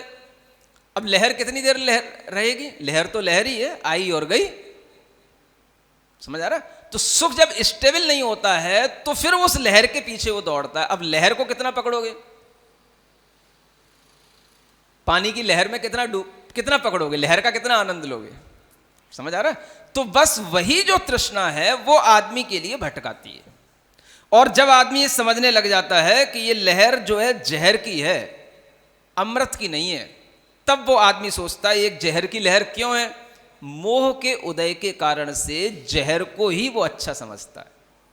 मोह का उदय, मोह भीतर एक ऐसा तत्व है अपने अंदर, मोहनी कर्म है ये एक, तो वो आत्मा के अंदर जो है हमेशा अपना प्रभाव दिखाता है। मोह कर्म के उदय से यह जीव अज्ञानी बन जाता है, और अज्ञानी बनने का मतलब ही यही है कि संसार शरीर भोगों में सुख मानने का नाम ही अज्ञान है। कोई और ज्ञान का नाम नहीं है यहाँ पे, किताबी ज्ञान की जरूरत नहीं है। बस आप संसार शरीर और भोगों का सही स्वरूप समझ लो, ज्ञानी हो गए। चाहे भले ही आपको कुछ नहीं आता हो कोई फर्क नहीं पड़ता है। समझ आ रहा है? तो ये अज्ञानता यह जीव की जब तक बनी रहती है तब तक यह जीव भोगों को भला जानता है, भोग भले कर जाने, भोग अच्छे हैं, इन्हीं से ही सुख है, यही हमारे लिए सब कुछ है, इसके बिना कुछ नहीं है। समझ आ रहा है? ये भोग भले कर जाने किसके कारण से? मोह के उदय के कारण से। माने मोह आत्मा में इतना प्रभाव डालता है कि मोह के कारण से हमें सब चीज़ें जो गंदी हैं, हमारे नाश के कारण हैं, लेकिन फिर भी वो हमें अपने लिए हितकारी लगती हैं। आप देख लो पीने वाले को मदिरा कितनी हितकारी लगती है, पीता है तो पीता है, जानता है सब कुछ तब भी पीता है। समझ आ रहा है? कितना ही उसके घर में कोई उसको चिल्लाए, बुराई करे, समाज में कोई उसकी निंदा हो, कुछ नहीं, पीना है तो पीना है, उससे रहा नहीं जाता। किसके कारण से? बस एक मोह का उदय है, उसे वो चीज़ अच्छी लगती, बुरी चीज़ भी उसको अच्छी लगती। नाश हो रहा है, शरीर गल रहा है, नष्ट हो रहा है, जब बिल्कुल ही ऐसा हो जाए कि मुंह में डालने लायक ना रहे तभी छोड़ेगा वो। छोड़ेगा नहीं मतलब तभी छूटेगी वो उससे। समझ रहा? छोड़ना तो वो हो गया कि भाई चलो उसने छोड़ दिया, तो वो छोड़ेगा नहीं, वो तभी छूटेगी उससे जब वो इतना भी बिल्कुल विकलांग हो जाए, अपाहिज हो जाए कि मुंह में डालने लायक भी ना बचे, तभी छूटेगी बस उससे। ऐसे ऐसे लोग हैं, बहुत अच्छे ढंग से पीने वाले हैं। समझ में आ रहा है? हाँ, जैनियों में कम नहीं है आजकल, बहुत चलन बढ़ रहा है, बहुत है। हाँ, जैसे जैसे पैसा बढ़ता है, शौक बढ़ते हैं, सब तरीके के चलन बढ़ रहे हैं। हाँ, आप ये मत सोचना कि ये सब चीज़ें अब बहुत पुरानी हो गई, आउटडेट हो गई हैं। समझ आ रहा है ना? और आज के बाहर पढ़ने वाले बच्चों को तो शिक्षा दी जाती है। हाँ, जो बाहर पढ़ने जाते हैं बच्चे, जब अपने फ्रेंड सर्कल में रहते हैं तो सब इस तरीके के एंजॉय कर रहे हैं। हाँ, ऐसे ऐसे सर्वे आते हैं कि महिलाओं में सिगरेट पीने की दर पुरुषों से ज़्यादा बढ़ चुकी है। समझ आ रहा है? हाँ, स्त्रियों में। हाँ, तो वो कौन स्त्रियां हैं? समझ आ रहा है? समझ लो आप। बस जिन्हें आपने अपने घर से भेजा है पढ़ने के लिए, तो भेजा, पढ़ेंगे कब तक? पढ़ने के लिए आदमी थोड़ा मूड ऑफ भी फ्रेश भी करना पड़ता है ना। तो जब उन्हें मूड फ्रेश करने का कोई साधन ये मिलते हैं तो वो इसी साधनों से मूड फ्रेश करते हैं। क्या दिन भर पढ़ने में लगे रहे, थोड़ा एंजॉय भी किया करो, थोड़ा देखा वाला करो, कोई दिया हो रहा दुनिया। बस एक ने कहा दूसरे ने मान लिया। समझ आ रहा है? अब कोई इतने अपने आप में कोई बहुत ज़्यादा डिटरमाइन हो तो बात अलग है कि भाई मैं ऐसा नहीं करूँगा, लेकिन ये हो रहा है। समझ आ रहा है? तो आप समझें कि ये जो भोग हैं इनका ही प्रभाव सबसे ज़्यादा जीव के ऊपर पड़ता है, और सारी की सारी दुनिया भोगों में ही व्यस्त है। इसीलिए धर्म की कमी है। अब धर्म मंदिर जाने से क्या हो जाएगा? आप उधर चंदन तंदुल करके आ गए, भगवान के ऊपर पानी ढोल के आ गए, क्या कर लिया तुमने? भोगों की इच्छा जब तक कम नहीं होगी तब तक कुछ नहीं होने वाला। धर्म यहीं से शुरू हो रहा है। समझ आ रहा है? तो ये बात जब तक आदमी को समझ में नहीं आती तब तक उसे समझ ही नहीं आता कि हम कर क्या रहे हैं। तीर्थंकरों की वाणी का और जैन धर्म के अनुसार धर्म करने का सबसे पहला बात मुद्दा यहीं से शुरू होता है। और यहाँ आदमी जब अपने कदम पीछे हटा लेता है तो फिर वो उस दुनिया की चीज़ें औपचारिक रूप से करता रहता है। धर्म तो भीतर से यहीं से शुरू होता है ना? विरक्ति भाव इसी को बोलते हैं। तो यही कहा जा रहा है कि ये मोह के उदय के कारण से, जैसे किसी को धतूरा खिला दो, अब धतूरा तो कौन जानता है, तो हमने आपको मदिरा का उदाहरण दे दिया, वही समझ लेना। समझ आ रहा है ना? हाँ, धतूरा भी एक फल होता है, वो खिला दो तो उसको सब पीला पीला दिखता, सब सोना सोना दिखता है उसको। अब खा के देख लेना अगर आपको सोना ही सोना ज्यादा चाहिए हो। माटी भी सोना दिखेगी, मल भी सोना दिखेगा। धतूरा खाने के बाद में एक वही वाला धतूरा है जिसको अपन ने वो पढ़ा था पहले कबीरदास के दोहे में, कनक कनकते 100 गुनी मादकता अधिकाय, एक खाए बोराए जग एक पाए बोराए। समझ आ रहा है ना? हाँ, ये वही कनक है। कनक माने धतूरा ही होता है, और एक कनक माने सोना, सोना होता है। एक कनक माने आटा भी होता है, आटे को भी कनक बोलते हैं। समझ आ रहा है? तो एक पाए बोराए जग, एक माने सोने को पाले तो है ना, तो उसको पा करके बोरा जाता है। बोराना समझते ना? पागल हो जाना। समझ आ रहा है? हाँ, तो उसको पाके फिर उसे कुछ नहीं दिखता, नीचे जमीन तो दिखती नहीं उसको। समझ आ रहा है? एक पाए बोरा है, एक खाए बोरा है। तो एक को खा ले तो बोरा लग जाता है, उसे सब सोना सोना दिखाई देता है, कंचन कंचन, मट्टी भी सोना। समझ आ रहा है? तो वो ये है। तो जैसे दूसरी चीज का प्रभाव हमारे दिमाग पर पड़ता है तो वो चीज हमें वैसी दिखने लग जाती, इसी तरीके से मोह का प्रभाव हमारे ऊपर है, इसलिए हमें इन चीजों में सुख दिख रहा है, ये कहने का मतलब है। समझ आ रहा है?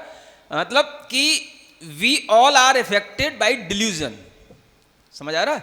जो कर्म है, डिल्यूजन को उत्पन्न करने वाले जो कर्म हैं, उन कर्मों के इफेक्ट के कारण से हमारे अंदर ज्ञान में ऐसा इफेक्ट आ जाता है कि वो ज्ञान इन्हीं चीजों में सुख मान करके बैठ जाता है, ये मोह कहलाता है। तो उसी को यहां समझाया जा रहा है कि वो चक्रवर्ती कह रहा है मैं चक्रवर्ती होकर के भी इतने भोग भोग लिए। समझ आ रहा है? सब कुछ है, हजारों करोड़ों से कम में तो कोई बात ही नहीं है, चाहे रसोइये हो, चाहे भोजन हो, चाहे स्त्रियां हो। समझ आ रहा है? चाहे कोई भी इंद्रिय का कोई भी सुख हो, वाद्य यंत्र हो, चाहे देखने के नृत्य हो, नाटिकाएं हो, रानियां हो, कुछ भी हो, हर चीज सब एक्सट्रीम पर है, लेकिन फिर भी इन भोगों से कोई सुख नहीं है, इन भोगों से कोई शांति नहीं मिलती है। समझ आ रहा है? ये उसको अनुभूति में आ रहा है। तब आगे कहता है वो, राज समाज महाअग कारण बैर बड़ा बनहारा, वैश्या सम लक्ष्मी अति चंचल, या का कौन पतियारा, मोह महारिपु वैर विचार्यो, जग जिय संकट डारे, घर कारागृह वनिता बेड़ी, परिजन जन रखवाले, सम्यक दर्शन ज्ञान चरण तप, ये जिय के हितकारी, ये ही सार असार और सब, यह चक्री चितधारी। छोड़े 14 रत्न नवो निधि अरु, छोड़े संग साथी कोटि 18 घोड़े, छोड़े 84 लख हाथी, इत्यादिक संपत्ति बहु तेरी, जीर्ण तृण सम त्यागी, नीति विचार नियोगी, सुत को राज्य दियो बड़ भागी, होए निसल्य अनेक नृपति संग, भूषण वसन उतारे, श्री गुरु चरण धरी जिन मुद्रा, पंच महाव्रत धारे, धन्य समझ सुबुद्धि जगोत्तम, धन्य धीरज धारी, ऐसी संपत्ति छोड़ वसे वन, तिन पद धोख हमारी। बस मोह महारिपु बैर विचार्यो। अब उसने समझ लिया सबसे बड़ा बैरी हमारा कौन है? हमारे ही अंदर का मोह है। इसी के कारण से सारे जगत के संकट हैं। ये घर है, ये तो कारागार के समान है। कारागृह माने घर, अब उसको जेल लगने लग जाती जब मोह कम हो जाता है। और ये वनिता जो है बेड़ी है, बेड़ी माने उस आदमी को रोकने वाली है ना, बेड़ी है। और परिजन जो है वो सब रखवाले हैं, वो उसको रोके रखते हैं, जाना नहीं घर से बाहर निकल के। समझ आ रहा है ना? हाँ, दुकान पे जा रहे हो, ठीक है, स्विट्जरलैंड जा रहे हो, ठीक है, समझ आ रहा है, लौट के आ जाओगे, हाँ ठीक है। तो वो आपकी रखवाली करते रहेंगे, कहाँ तक पहुँच गए, हाँ ठीक है, वहाँ आ गए, यहाँ आ गए, वहाँ ठीक है, तो सब आपके रखवाले हैं। समझ आ रहा है ना? तो आपको लगता है देखो हमारी कितनी केयर करते हैं, है ना? तो ये सब जो है रखवाले जब तक अच्छे लगते हैं जब तक कि आपके अंदर मोह पड़ा रहता है ना? और जब यही मोह कम हो जाता है तो फिर समझ में आता है कि ये सब तो हमें बाहर जाने के लिए तो हाँ कर देते हैं, पार्टी में जाने के लिए तो खूब हाँ कर देते हैं, घूमने के लिए खूब हाँ कर देते हैं, होटलों में जाने के लिए खूब हाँ कर देते हैं। और जब हम महाराज के पास जाने लगे, मंदिर में जाने लगे, या हम कोई नियम संयम लेने लगे, या धर्म के पथ पे चलने लगे, तो रोकने लग जाते हैं। आप देख लेना, वहाँ नहीं जाना, ये बूढ़े बूढ़े ज्यादा महाराज के पास मत जाया करो, बूढ़े बूढ़े लोग ज्यादा मंदिर मत जाया करो, ज्यादा स्तोत्र और पाठ मत पढ़ा करो। समझ आ रहा है? बस रोकने लग जाएंगे। क्यों रोकने लग जाएंगे? ऐसा नहीं बैरागा जी। हाँ, कहीं ऐसा ना हो कि ये हमें को छोड़ के चला जाए। बस तो ये आपके बैरी हुए कि आपके मित्र हुए? समझ आ रहा? बस भोगों में लगे रहो, संसार के जो कारण है उनमें लगे रहो, तो सब सुखी हैं, सब आपके लिए आगे आपको प्रोसीडिंग करेंगे। और अगर आप जो है उससे हटे, आप कहीं दूसरी अपनी लाइन बदली और आपने अपने आत्महित के बारे में सोचा, तो देखो, समझ आ रहा है? ये जब चीज समझ में आ जाती है आदमी को, तभी उसको लगता है सम्यक दर्शन ज्ञान चरित ये ही जो है जी के हितकारी। आत्मा का हितकर यही है, यही सार है, बाकी सब असार है। और जब ये सार है तो फिर 14 रत्न, 9 निधियां, 18 करोड़ घोड़े, 84 लाख हाथी, सारी की सारी संपत्ति कैसी लगती है? जीर्ण तृण सम त्यागी, जीर्ण तृण के समान। समझ आ रहा है? जीर्ण तृण की सम्यक दृष्टि को यह जीर्ण तृण के समान लगती है। समझ आ रहा है? देखो, एक बात मैं आपको बताना चाहता हूं कि कुछ लोग इस पुण्य की निंदा करने के लिए ये उपमाओं को भी बदल करके प्रस्तुत करते हैं। समझ आ रहा है? खास तौर से जो लोग ज्यादा अध्यात्म को पढ़ते हैं वो। एक आपने कभी दोहा सुना होगा, काक बीट सम गिनत हैं सम्यक दृष्टि लोग, चक्रवर्ती की संपदा है और क्या है राज सरीखे वो, काक बीट सम गिनत हैं सम्यक दृष्टि लोग। समझ आ रहा है? काक बीट, ये उपमा शास्त्रीय उपमा नहीं है। समझ आ रहा है? उपमाएं भी हमें शास्त्रीय देना चाहिए। हाँ, हमेशा ध्यान रखो। कई बार हम गलत चीजें सुनते हैं, पढ़ते हैं, दीवालों पे भी लिखवा लेते हैं, मंदिरों पे भी लिखी रहती हैं, ये गलत चीजें हैं। काक बीट सम गिनत हैं सम्यक दृष्टि लोग, माने अभी सम्यक दृष्टि को अभी वैराग्य नहीं भी हुआ है तो भी वो कौवे की बीट के समान देख रहा है, उसको कौवे की बीट समझता है। माने पुण्य को विष्ठा कहने वाले लोग इस तरीके की उपमाएं दे करके अपना अध्यात्म बगाड़ते हैं। समझ आ रहा है? तो ये गलत है। कहीं आपको ये लिखा मिले, कोई बोलता मिले, आप उसको टोकना, गलत है ये। जीर्ण तृण सम ये सही है, गिनत हैं, ऐसा बोलना फिर भी ठीक है। समझ आ रहा? अगर आपकी दृष्टि सम्यक है तो वो जीर्ण तृण के समान, तृण माने जैसे तिनका होता है, वो जीर्ण माने सूख गया, सूखे तिनके के समान, वो कोई काम का नहीं होता, ऐसा बोलना चाहिए। शास्त्रीय उपमा है। समझ आ रहा? उपमा भी हमको हमेशा सही देना आना चाहिए, अति नहीं करना चाहिए। कुछ अध्यात्मवादी लोग अति करते हैं, सम्यक दृष्टि के पुण्य को नगण्य समझ बताने के लिए भोगेंगे वही सब, वही काक बीट में ही पड़े रहेंगे। समझ आ रहा है? हाँ, उसी में ही बीट, जैसे कौवा होता है ना, तो वहीं बीट करेगा और वहीं पर जो है चुगेगा, वही सब काम उनके हैं। लेकिन जब दूसरे के सामने पंडिताई बगाड़ेंगे तब ऐसे बोलेंगे काक बीट सम गिनत हैं सम्यक दृष्टि लोग। भाई ये कहाँ लिखा है? तो ये गलत उपमाएं हैं। सुन रहे हो?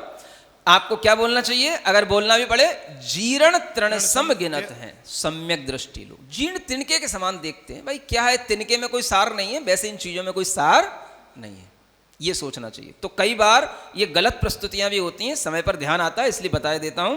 तो आप लोगों को भी ये ध्यान में रखना है, जो उपमा यहां दी है, जीर्ण तिन सम त्यागी, नीति विचार नियोगी सुत को। अब न्याय यही है कि अपन राजा हैं, अपने पुत्र को राज्य दो और उसको राज्यभार संभालने दो, और अपना उसको पट्ट बांधा और चले वहां से। समझ आ रहा है? होए निशल्य, अब कोई शल्य नहीं है। अनेक राजा भी उनके साथ में लग गए और सब ने भूषण वसन माने वस्त्र सब उतारे, श्री गुरु चरण धरी जिन मुद्रा। क्या धरी? जिनेन्द्र भगवान की मुद्रा, जिन मुद्रा। जैसे जिन भगवान का रूप होता है वैसे ही निर्ग्रंथ मुनि महाराज का रूप धारण कर लिया, पंच महाव्रतों को धारण कर लिया। अब कहते हैं ये बुद्धि जो है, ये जो समझ है, यही धन्यवाद की पात्र है। समझ आ रहा है? इस तरह की बुद्धि की प्रशंसा करनी चाहिए, जो इतना वैभव छोड़ करके आत्म उन्नति के लिए, सम्यक दर्शन ज्ञान चारित्र की प्राप्ति के लिए उसने उस वैभव को छोड़ करके महाव्रतों को धारण कर लिया। ये धैर्य की बात है। धन्य धीरज धारी, कितना बड़ा धैर्य होगा।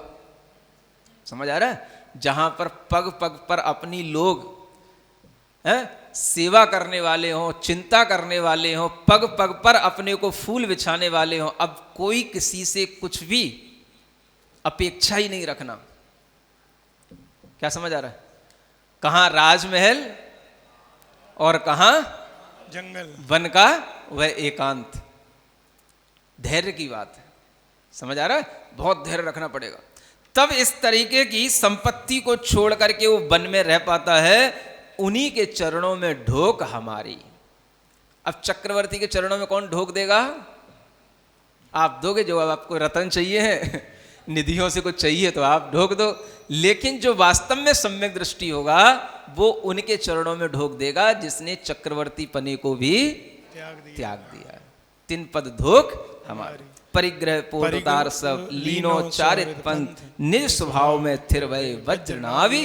अब अपने निज आत्म स्वभाव में स्थिर होते हैं, उसके लिए वह क्या करते हैं? अनेक तरह से व्रतों का पालन करते, तप का पालन करते हैं। बोलो पार्श्वनाथ भगवान की। मंगल भवन अमंगल हारी, पारसनाथ जगत हितकारी। सुख संपत सब ही घर आवे, पारसनाथ कथा भविक जो गावे। बार विधि दोधर तप करे, 10 लक्षण लक्ष्मी अनुसरे। पढ़े अंग पूरब श्रुत सार, एकाकी विचरे अनगार। ग्रीष्म काल वसें गिरशीस, वर्षा में सरुतल मुनीस। शीत मास तटनी तट रहे, ध्यान अग्नि में करम निदहे। एक दिना वन में थिरकाय, जोग दिए ठाड़े मुनिराय। अजगर रथ छोर, उपज्यो छठे नरक अति घोर। तिथि सागर बाईस प्रमाण, देखें दुख जाने भगवान। पूर्ण आयु भोग कर मर्यो, बनहि कुरंग भील अवतर्यो। काल स्वरूप बदन विकराल, धन जीवन को क्षय काल। धनुष बाण लिए निज पान, भ्रमय मास लोभी वन थान। सो पापी चल आयो तहाँ, जोगारूढ़ खड़े मुनि जहाँ। शत्रु मित्र सो सम कर भाव, लगे आप में शुद्ध स्वभाव। कुमकुम कादो महल समान, कोमल सेज कठिन पाषाण। कंचन कांच दुष्ट अरुदास, जीवन मरण बराबर जास। निर्मत तन की सुध नाय, सातों भय वर्जित उर्माय। देख दिगंबर कोप्यो नीच, कपित कर दसन तल भीच। तान कमान कान लोलई, तीखन सर मार्यो निर्दयी। मुनिवर धर्म ध्यान आराध, दुख में धीरज तज्यो नसा। दर्शन ज्ञान चरण तपसार, चारों आराधन चितधार। देह त्याग तब गए मुनिंद्र, मध्यम ग्रह अहमेंद्र। तहें उपपाद शिला निकलंक, हंस तूल जुत रतन पलंक। उठ्यो सेज तज दीपत काय, अल्प काल में देखे दिशि अति विस्मय रूप। महामनोग विमान अनूप, अतुल तेज अहमेंद्र निहार। अवधि ज्ञान उपज्योति वार। क्या हो गया?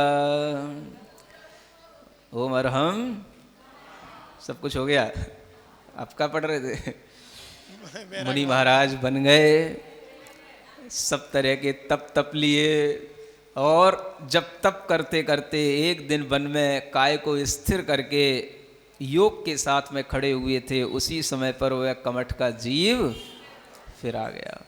समझ आ रहा है? जन्म जन्म में तेरा साथ नहीं छोड़ूंगा, वही वाली है। जन्म जन्म में रहे तेरा साथ, क्या बोलते आप लोग? तो ऐसा हुआ कमठ का जीव अजगर के तन को छोड़ करके कहाँ चला गया था? इससे पहले वो अजगर बना था जब उसने खाया था, और फिर वहां उस पाप के कारण से वो गया था छठवें नरक में। तो छठवें नरक में भी 22 सागर की आयु थी, इधर ये भी 22 सागर की आयु पूरी कर लिए। वो कर रहे थे 16वें स्वर्ग में, और ये कर रहे था छठवें नरक में। हाँ, छठवें नरक में वहां के भी दुख भोग करके आया। फिर आकर के भील बना, वो है ना, जंगली भील होते हैं ना, ऐसा भील बना। काल जैसा उसका स्वरूप, महाकाला भयानक, देख करके लोग डर जाएं। सब जीवों की हिंसा करने वाला, धनुष बाण हमेशा तान करके रखने वाला।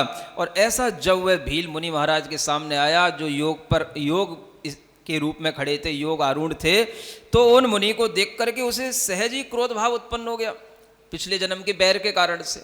अब इधर देखो मुनि महाराज के अंदर शत्रु मित्र में जिनका समभाव है, जिनके लिए कोमल सेज और कठिन पाषाण सब बराबर है, जिनके लिए जीवन और मरण भी बराबर है, ऐसे मुनि महाराज को भी देख करके उसके हृदय में कोप पैदा हो गया अपने अंदर के पूर्व वैर के कारण से। हाँ, और उसने बाण चला दिया। बाण चला दिया तो क्या हुआ, मुनि महाराज की वहाँ पर शरीर उनका छलनी हो गया, और वह अपना शरीर से ममत्व छोड़ करके आत्मा के सम्यक दर्शन ज्ञान चारित्र की एकाग्र परिणति में अपने मन लगाए रखे, और उत्कृष्ट धर्म ध्यान के साथ में उन मुनि महाराज ने फिर शरीर का त्याग किया।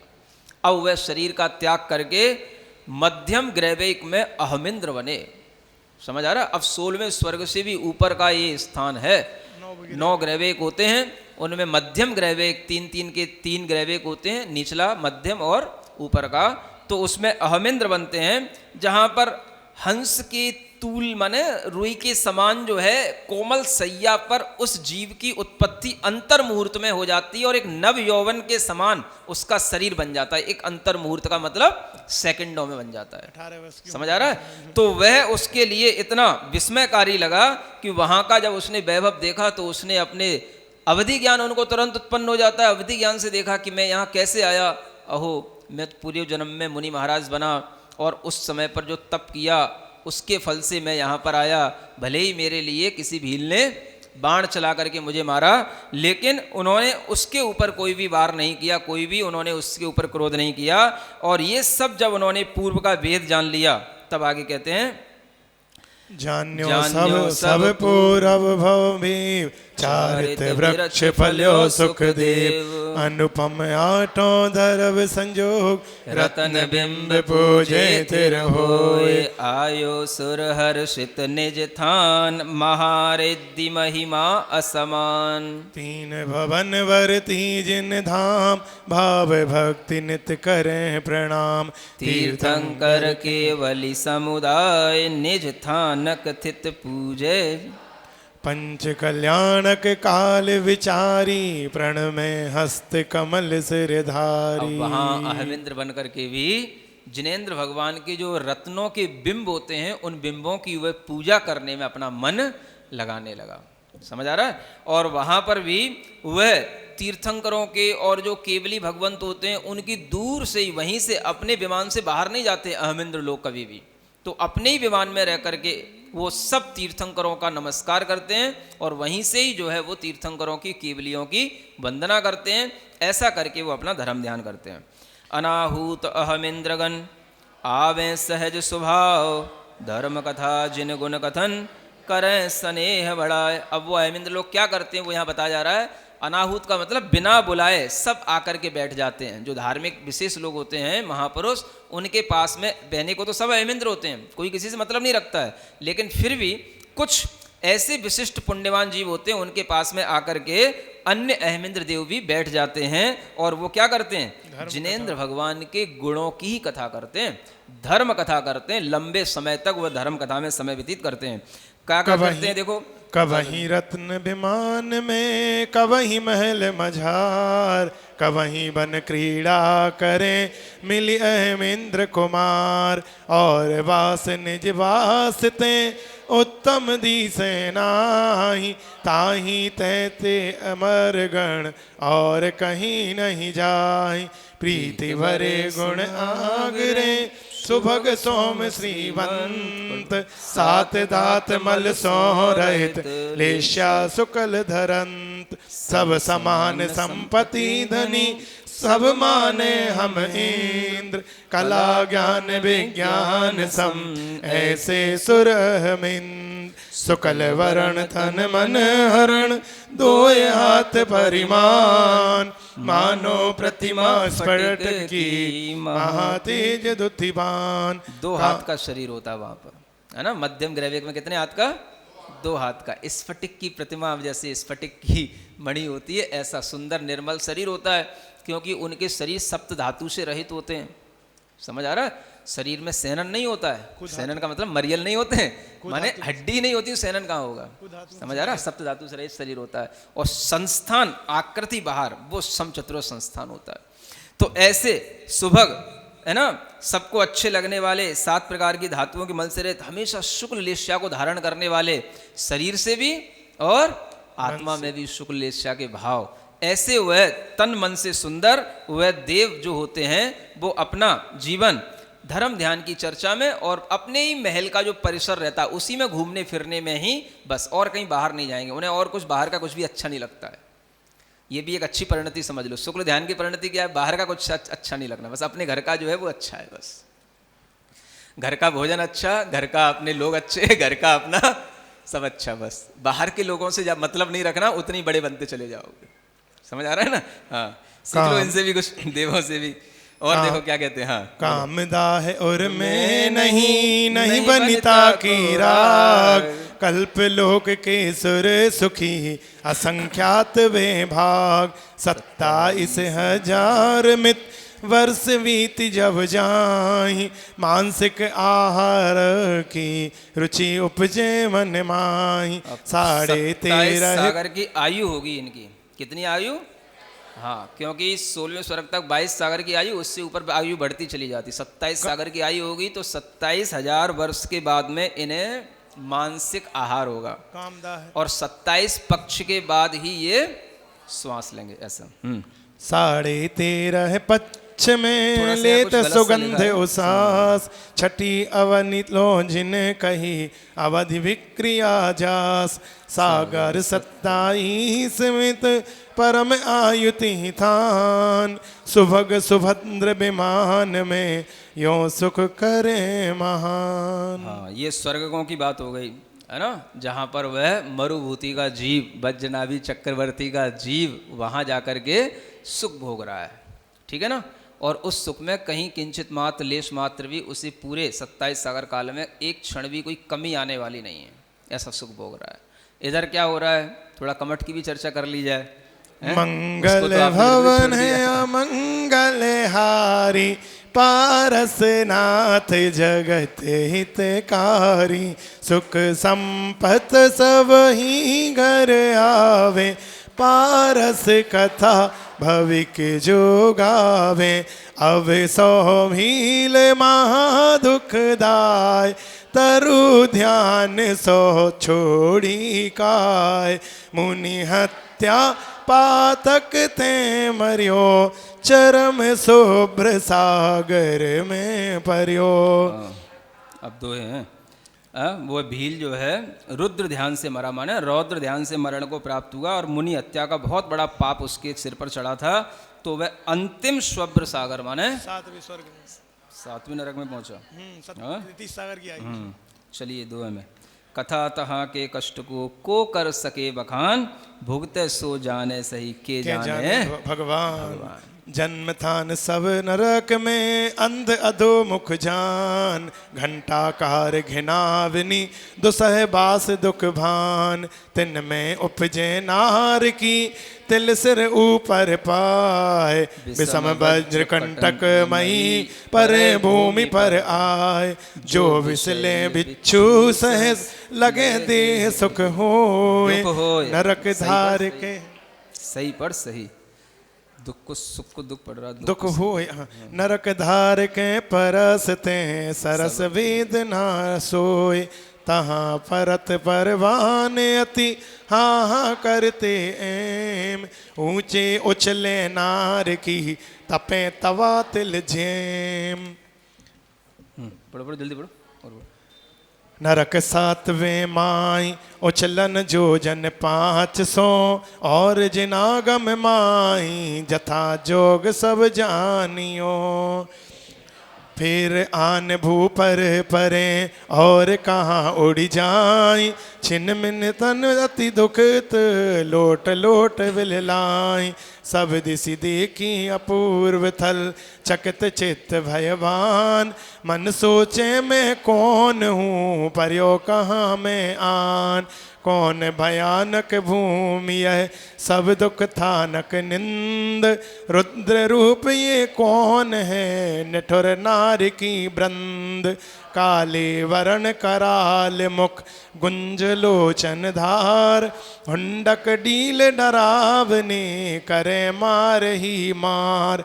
सुजन न कोई दिठ परे शरण न सेवक कोय। होए सो कछु सूझे नहीं जासो छिन सुख होय। होते विभंगा अवधि तब निज पर को दुखकार। नरक कूप में आपको प्रयोजन निर्धार। पूरब पाप कलाप सम आए जाए कर ले। तब बिलाप की ताप तप पश्चाताप करे। मैं मानुष पर जाय धरी धन जोवन मदलीन। अधम काज ऐसे किए नरक बास जिन दीन। सरसों सम सुख होत हेत तब भयो लंपटी जान। ताही को अब फल लाग्यो मह दुख मेरु समान। कंद मूल मद मांस मधु और अभच्य अनेक। अच्छन बस भच्छन किए अटक न मानी एक। जल थल नभचारी विविध बिलवासी बहु जीव। मैं पापी अपराध बिन मारे दीन अतीव। नरक दाह कीनो निठुर गाम जलाए जान। अटवी में दीनी अगनी हिंसा कर सुख मान। अपने इंद्रिय लोभ को बोल्यो मृषा मलीन। कल्पित ग्रंथ बनाए के बहकाए बहुदीन। दाव घात पर 500 पर लक्ष्मी हर ले। छल बल हठ बल दरब बल पर वनिता बस की। बड़ी परिग्रह पोट सिर घटी न घट की चाह। ज्यों ईंधन के जोग सो अग्नि करे अतिदाह। बिन छान्यो पानी पियो निस भुंज्यो अविचार। देव दरब खायो सही रुद्र ध्यान उर्धार। देखो क्या है, ये भी रुद्र ध्यान है। नारकी वह भील का जीव नरक में पहुंच कर के अब वही याद कर रहा है कि मैंने क्या क्या किया। नरक में भी अवधि ज्ञान उत्पन्न हो जाता है जीव को नियम से, और देव में भी अवधि ज्ञान उत्पन्न होता है नियम से। देव भी विचार करता है कि मैं देव क्यों बना, नारकी विचार करता है मैं नारकी क्यों बना। जिस क्षण जन्म होता है उस क्षण उसके लिए विचार अवश्य आता है, और उस क्षण उसके अंदर ये पाप का जो उसने अपने अंदर जो पाप की वृत्तियां अपने अंदर बना रखी थीं वो सबके ऊपर उसको क्षण भर के लिए ये सोचने में आता है कि मैं अपने पाप के कारण से यहाँ उत्पन्न हुआ हूँ। तो वहाँ पर भी जब वह उत्पन्न होता है तो ये विचार करता है कि मैंने पिछले जन्म में ये सब पाप किए थे, उस पाप का फल मुझे अब ये मिल रहा है। सुख तो मिलता था सरसों के बराबर, सरसों के बराबर सुख के हेतु से मैंने इतने बड़े पाप कर डाले कि आज हमारे सिर पर ये इतने बड़े बड़े दुख हैं कि यहाँ की गर्मी, यहाँ की मारकाट, यहाँ की सर्दी, यहाँ के वातावरण, इस सब में मरने की इच्छा भी करें तो मर नहीं सकते हैं। समझ आ रहा है? इतना वहाँ का दुख भोगना ही पड़ता है जीव को, क्योंकि वहाँ पर अकाल मृत्यु नहीं होती है। और वो कह रहा है कि मैंने कभी छना हुआ पानी नहीं पिया, रात में ही भोजन करता रहा और रौद्र ध्यान करता रहा, और ये सब रौद्र ध्यान का परिणाम है। समझ आ रहा है? मतलब यह है कि रात में भोजन करना भी रौद्र ध्यान का काम है, ये समझ लेना। सुन रहे हो? हाँ, जैनी लोगों, कम से कम तुम तो सुन ही लो, दूसरों से क्या कहने जाऊंगा मैं। हाँ, अब मुख्य बात तो यही है, देव दरब खायो सही। समझ आ रहा है? हाँ, यो देव दरब क्या होती भाई? पैसा, मंदिर का पैसा, भगवान की गुल्लक में जो आता है, मंदिर की गुल्लक में जो आता है, मंदिर की जमीन होती है, मंदिर का सामग्री होती है, उसे अपने घर में काम ले लेना, उसे अपना बना लेना या उसका हड़प लेना। ऐसे भी लोग होते हैं, उसको बोलते देव द्रव्य खाने वाला। ऐसा जीव रौद्र ध्यान के परिणाम से मर करके नरक में ही जाता है। समझ आ रहा है? बहुत से ऐसे लोग हैं जो भगवान के मंदिर में आने वाली जो भी सामग्री है उसका उपभोग घर में अपने लिए करते हैं। समझ आ रहा है? यहाँ तक कि गुल्लक का पैसा भी खोल करके उसको भी जो है अपने उपयोग में ले लेते हैं। ऐसे ऐसे भी लोग हैं दुनिया में। हाँ, डर नहीं लगता, पाप से डर नहीं है तो किससे डर लगेगा? समझ आ रहा है? तो उनके दिमाग में बात आए कि कभी भी भगवान के मंदिर का जो जमीन है उस पर अपना घर बनाना, अपने जो है काम में लेना, ये भी देव द्रव्य को हड़पने वाली बात होती है। समझ आ रहा है? बहुत सारी पहले मंदिरों की ज़मीन में पड़ी रहती थी और उस पर सब कब्जा कर लेते हैं। बहुत सारी मंदिरों की प्रॉपर्टी होती है, दुकानें होती हैं। समझ आ रहा है? अब ऐसे भी बहुत सारे जैनी होते हैं, जानते हैं इस दुकान का किराया अगर इसी बाज़ार में हम दुकान पर किराया देंगे तो हर साल कम से कम हमें 20,000 रुपये 10,000 रुपये किराया देना पड़ेगा। और आज 100 रुपये टिकाते हैं। 10 रुपये टिकाने वाली भी जगह हैं जो पुराने ज़माने से चले आए। 10 रुपये किराया लिखा हुआ है, 10 रुपये किराया देना। जब 10 रुपये देते थे आज भी 10 रुपये दे रहे हैं। समझ आ रहा है? और लाखों कमा रहे हैं उस दुकान से। तो ये भी देव द्रव्य का हड़पना है। समझ आ रहा है?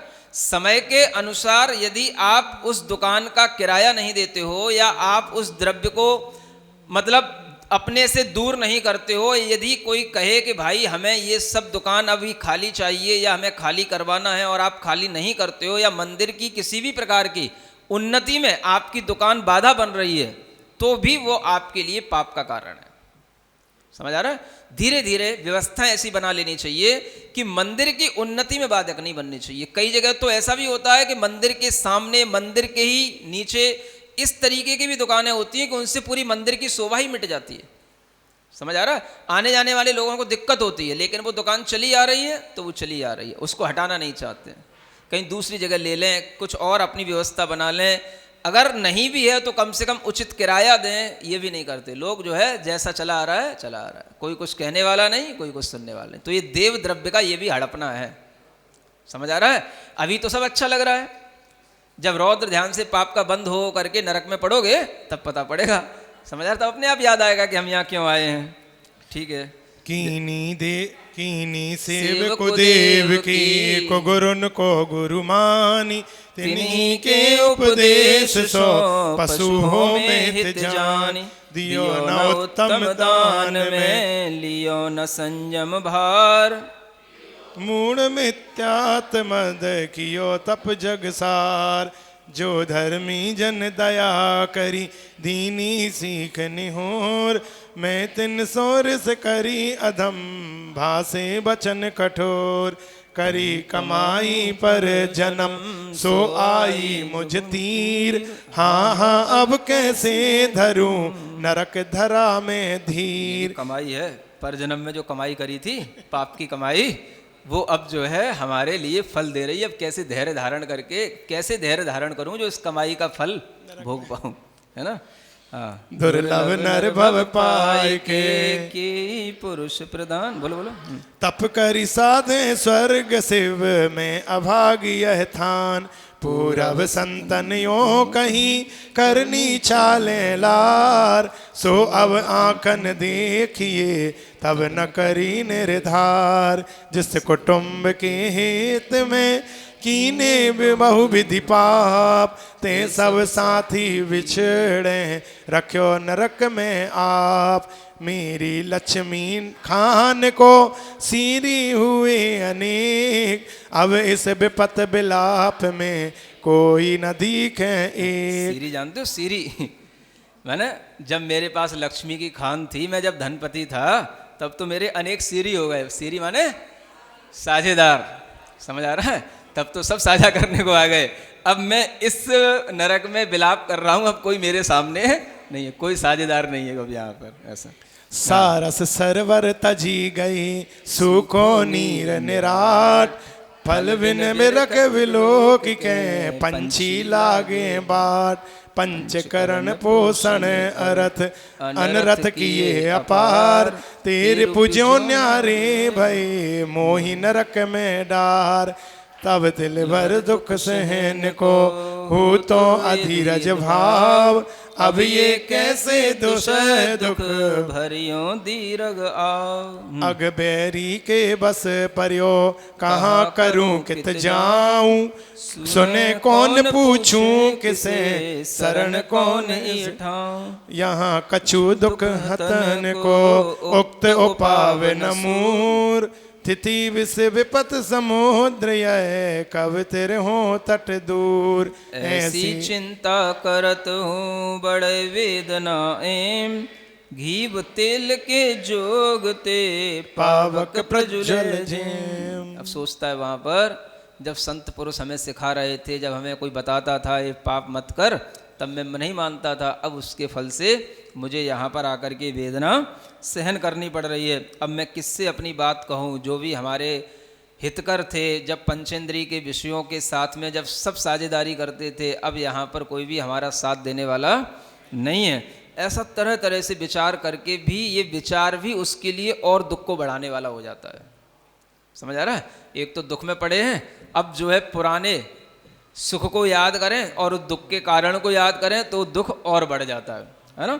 तो वही लिखा है कि जैसे घी तेल के जोग से अग्नि और प्रज्वलित हो जाती है, वैसी ऐसी चिंता से भी उसकी वेदना और बढ़ने लग जाती है कि मुझे ये दुख और बढ़ रहा है। तब ही नारक निर्दयी नयो नार की देख, धाय धाय मारन उठे महादुष्ट दुर्मेख। एह विधि पूरव पाप प्रथम नार की सुधि करें, दुख उपजावन जाप होए विभंगा अवधित। बस इतनी देर बाद सोच पाए, जब तक तो इतना देर नहीं लगती थी सोचने में जितनी तुमको देर लग गई सोचने में। वहां तो क्षण भर में ऐसा दिमाग में बस बिजली कौन जाती है कि इस पाप के कारण से हम यहाँ आ गए। और उतनी देर में तो वहां कोई खड़ा नहीं रह सकता 2 मिनट भी शांति से। उतनी देर में तो वो नारकी आएंगे दूसरे और बस अपना कार्यक्रम शुरू कर देंगे। अब वहां के कार्यक्रम देखो कैसे होते हैं। सब ही नारक निर्दयी नयो नार की देख, धाय धाय मारने लठे महादुष्ट। धाय धाय का मतलब जैसे ही नया नार की देखा, अरे तू नया आ गया, अरे इसका स्वागत करना है। तो बस उनने लिए बल्लभ बड़े बड़े और धम धम धम धम कूटने लगे। समझ आ रहा है। अच्छी ढंग से कुटाई होती है। जैसे कभी आपने ये देखे ना, जो लोग चप्पल कूटने वाले या कोई मूसल से कूटने वाले, ऐसे जो ऐसी कुटाई होती है ना, ऐसे ढंग से कुटाई होती है। फिर भी वहां पे मरता नहीं है वो, तिल हो जाता है। देख तिल हो जाएगी, फिर जुड़ जाएगी वो। समझ आ रहा है। मर के कहीं नहीं जा सकेगा। पारे के समान। हाँ, पारे के समान। सब क्रोधी कलही सकल सबके नेत फुलिंग, दुख देन के अति निपुण निठुर नपुंसक लिंग। कुंत कृपाण कमान सर शक्ति मुदगर दंड, इत्यादिक आयुध विविध लिए हाथ पर छंड। कह कठोर दुर्वचन बहु तिल तिल खंडे काय, सो तब ही तत्काल तन पारे बत मिल जाए। आप कल्पना करो, एक साथ कितने नारकी आकर के, कोई हाथ में तलवार लिए, कोई शक्ति लिए, कोई जो है गदा लिए, और कोई लठ लिए, और कोई जो है छुरा लिए, सब आकर के सब उसमें जैसे बनेगा वैसे करने लग जाएंगे। समझ आ रहा है। और बस उसके तिल तिल खंड कर देंगे, वो फिर पारेवत जुड़ जाएगा, फिर इधर उधर भागेगा, फिर उसके पीछे पड़ेंगे, और कहीं पर भी उसको अब समझो 33 सागर 32 सागर काल तक भी जो है वो इतनी आयु तक ऐसे ही करता रहेगा। असंख्यात वर्ष क्या, दिन नहीं रात नहीं, सोना नहीं है वहाँ। समझ आ रहा है। नींद नहीं आती वहाँ। हाँ, वहाँ थकता भी नहीं कोई, वैक्रियक शरीर है, बस यही चलता रहता है असंख्यात वर्षों तक। मार काट मार काट मार काट, बस और कुछ नहीं। हाँ, सब पुराने सुख किसी को नहीं है। वो तो ऐसे कि जैसे एक के पीछे एक पड़ा है।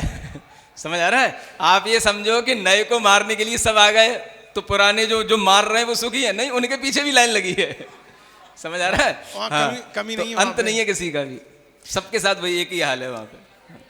काटे कर छेदे चरण भेदे मरण विचारी, अस्थि जाल चूरन करें कुचले खाल उपारी। चीरे करवत काट ज्यों फारे पकड़ी कुठार, तोड़े अंतर मालिका अंतर उदर विदार। अंतर मालिका माने भीतर की आंतें जो है बिल्कुल निकाल चीड़ देती हैं। फाड़ के, पेट फाड़ के आंतें चीड़ देते हैं, आंतें तोड़ देते हैं और फिर वो जुड़ जाती है। समझ में आ रहा है? ऐसा जितना अच्छे से अच्छा हो सकता, जितना कष्ट से कष्ट, जितना बुरे से बुरा हो सकता, सब वहां पर अच्छे ढंग का कष्ट है। समझ आ रहा है ना?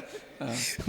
पीले कोलू मेल के पीसे घरटी काल, तावे तेल ताते तेल में दहन दहन पर जाल।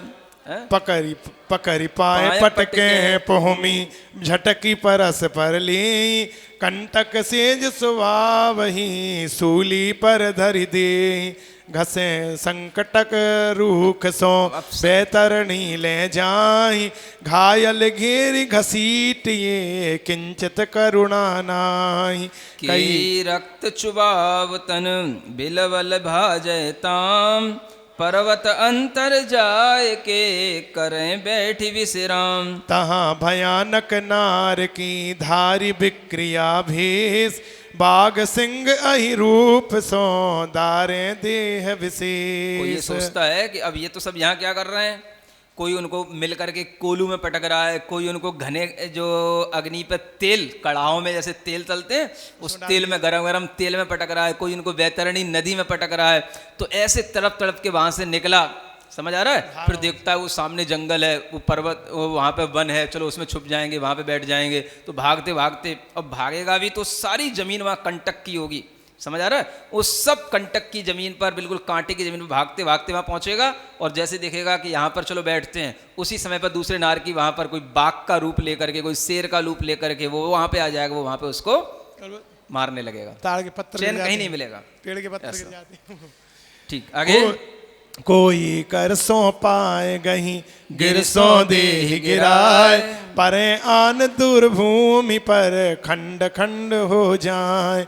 सुख सो कायर चित्त करी ढूंढे शरण सहाय, वे अति निर्दय ना घात की, यह अति दीन घिघाय। घिघाय चिल्लाता है, घिघा रहा है माने चिल्ला रहा है, दीन होकर के वहां चिल्लाता है। वे अति निर्दयता से उसको कोई पटक करके मार रहे हैं, कोई पैर तोड़ रहे हैं, कोई पैर को उठा करके उनको उल्टा पटक रहे हैं। ऐसे तरह तरह की वहां पर कुश्ती चलती रहती है। व्रण वेदननी की करें ऐसे करी विश्वास, सींचे खारे नीर सो जो अति उपजे त्रास, की जकरी जंजीर सो खेची थंब अति बांधी, सुध कराए अब मारिए नाना आयुध साधी।